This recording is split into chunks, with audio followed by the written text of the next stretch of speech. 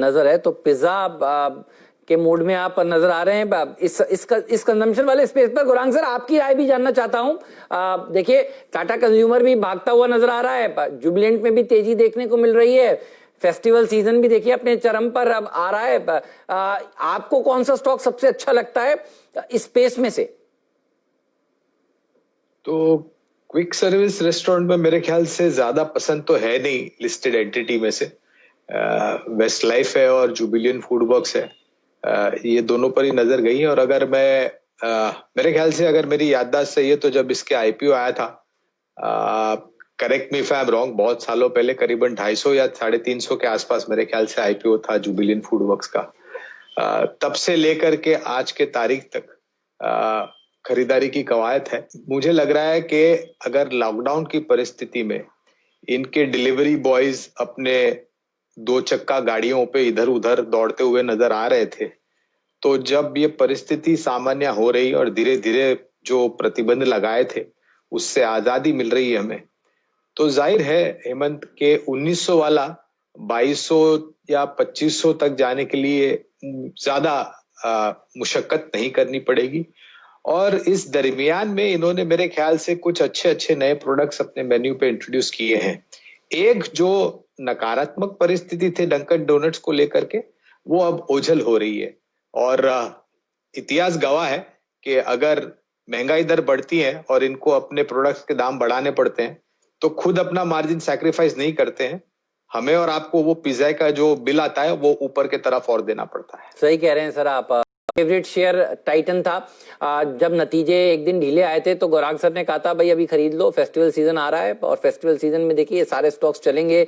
और कल का बीटीएसटी कैंडिडेट में भी देखिए राजेश जी ने टाइटन की बात की थी। उनका तो खैर ये सीरीज का खिलाड़ी है, और गौरांग सर का भी बहुत ही फेवरेट शेयर रहा है। 3 डिजिट से लगातार देखिए वो कहते रहे ये शेयर 4 डिजिट का जल्दी हो जाएगा, 4 डिजिट का हुआ, और अब देखिए 1100 के ऊपर ये शेयर बना हुआ है। गौरांग सर, टाइटन पर आपकी राय क्या है? मैनेजमेंट की कमेंट्री भी बहुत ही शानदार थी नतीजों के बाद। जी हाँ, और उतनी ही नकारात्मक मेरे ख्याल से कोई एक बुद्धिमानी जीव गोरा आपको 800 रुपए के लक्ष्य गोल्डमैन सर। जी हाँ, मुझे नहीं पता, मैं ये सब बातों मुझे याद है सर, चीजें गौर नहीं करता।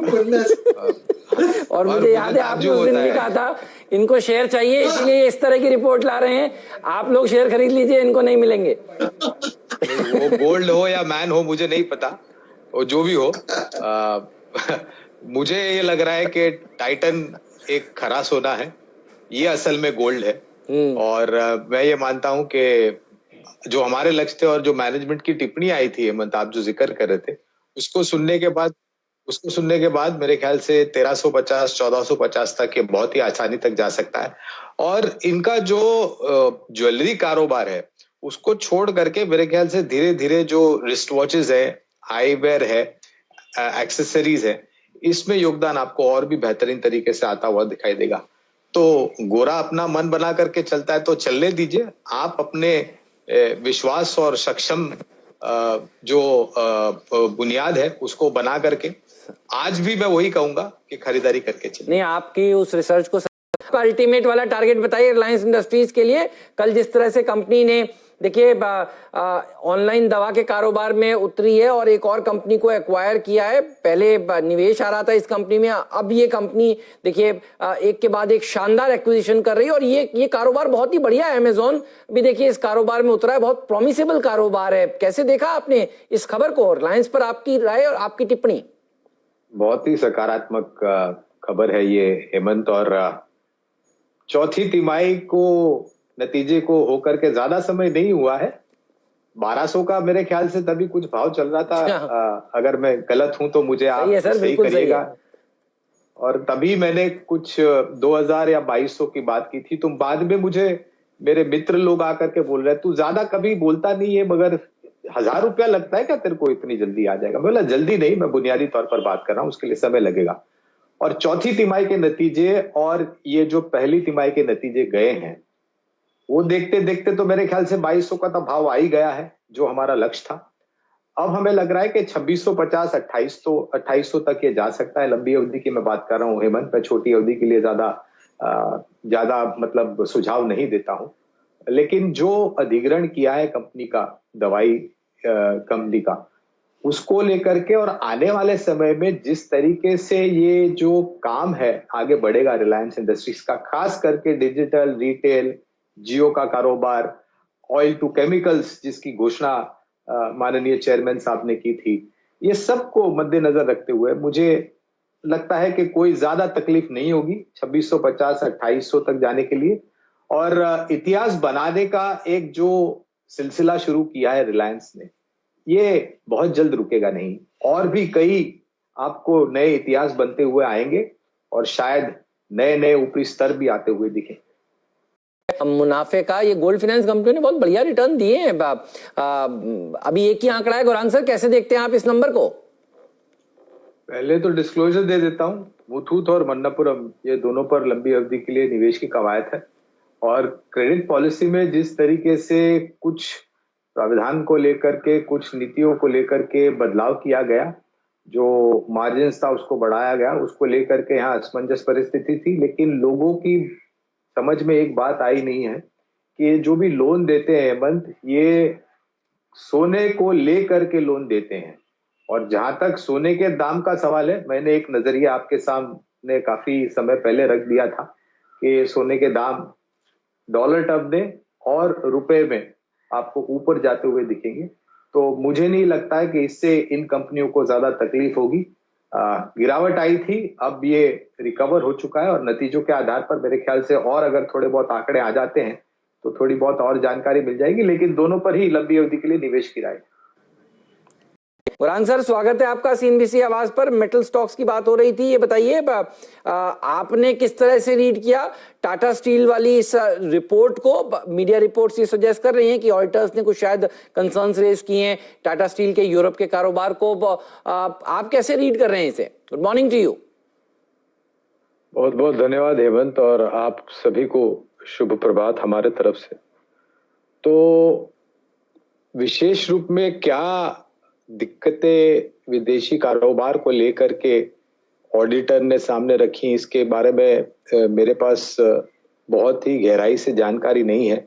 लेकिन ये विदेशी कारोबार मेरे ख्याल से जब से कोरस का अधिग्रहण किया था टाटा स्टील ने, जब अधिग्रहण किया था तभी तो काफी कुछ माहौल दुरुस्त था और बाजार ने उसको सराहना भी किया। लेकिन उसके पश्चात जिस तरीके से विश्व भर में धातु क्षेत्र को लेकर के चिंताएं आई, कमोडिटी मार्केट में भाव नीचे के तरफ क्या है, धीमापन आया, उसको देख करके मेरे ख्याल से कहीं ना कहीं ऐसी ही चिंताएं काफी लंबे समय से रही थी कि विदेशी कारोबार को लेकर के टाटा स्टील को शायद अपने आप को कंसोलिडेट करना चाहिए, या फिर जो कारोबार ठीक तरीके से योगदान नहीं देता है बैलेंस शीट पर और कारोबार की रणनीति को लेकर के उसको आगे नहीं बढ़ा रहा है, वहां से निकल जाना चाहिए। तो शायद इस खबर को लेकर के दबाव हो सकता है, इसमें कोई दो राय नहीं है। लेकिन हमने पिछली बार भी 3 या 4 धातु क्षेत्र से जुड़े हुए शेयर्स में निवेश करने की राय दी थी लंबी अवधि के लिए। और सर्वोच्चम स्तर पर आता है JSW स्टील, उसके पश्चात टाटा स्टील, हिंडाल्को, वेदांता।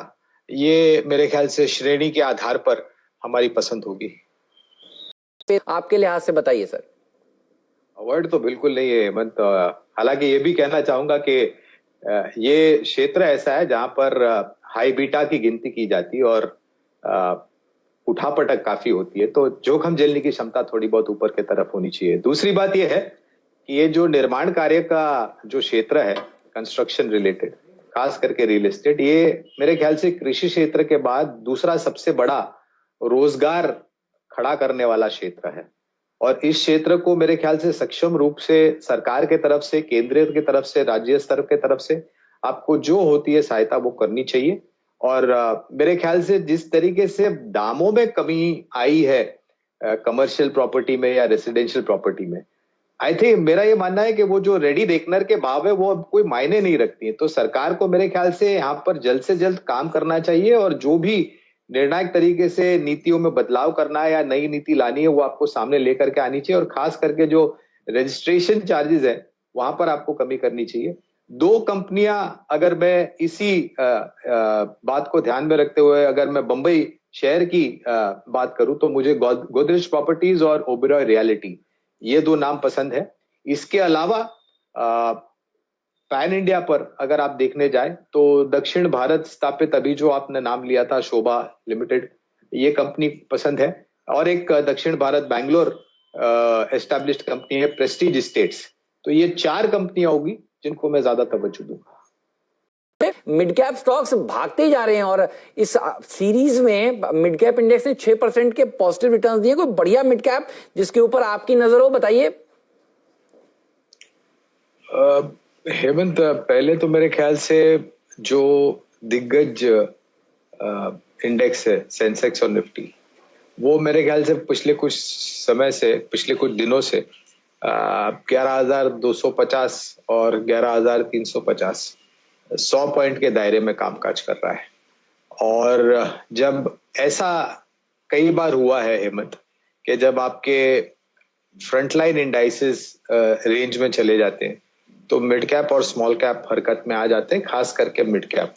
और अगर मैं थोड़ा बहुत तवज्जो देना चाहूं नतीजों को, तो मेरे ख्याल से वहां से भी अगर आप देखने जाए तो कोई बड़ी निराशा लंबी अवधि के लिए नकारात्मक परिस्थिति पैदा करे ऐसी मुझे दिखाई नहीं दी है। और अगर मुझे कहीं एक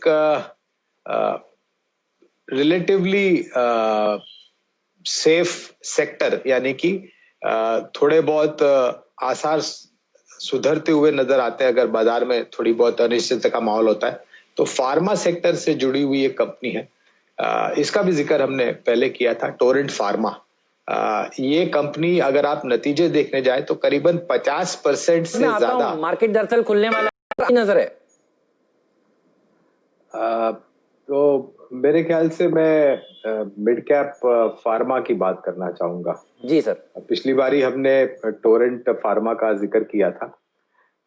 और एक कंपनी है जो काफी सक्षम रूप से मजबूत खड़ी है और निरंतर पिछले 4-5 महीनों में नहीं, जबकि फार्मा क्षेत्र चल रहा था ये महामारी जो चाइना से आई उसको लेकर के, लेकिन उसके पहले भी अगर आप देखें तो इस कंपनी ने नतीजों के आधार पर और कामकाज के आधार पर काफी अच्छा लंबी अवधि के लिए निवेशकों को पैसा कमा के दिया। और अब भी यहाँ से भी हमें लग रहा है कि शायद 1450-1500 तक जा सकता है यह अलम्बिक फार्मास्यूटिकल्स।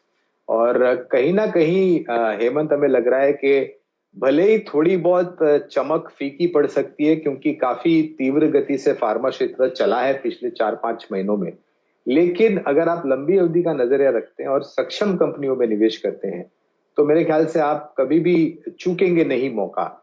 उसी लिहाज से मैंने पिछली बारी इप्का लेबोरेटरीज का जिक्र किया था। ये भी कंपनी फार्मा क्षेत्र से जुड़ी जहां पर ये महामारी को लेकर के काफी कुछ खबरें हैं।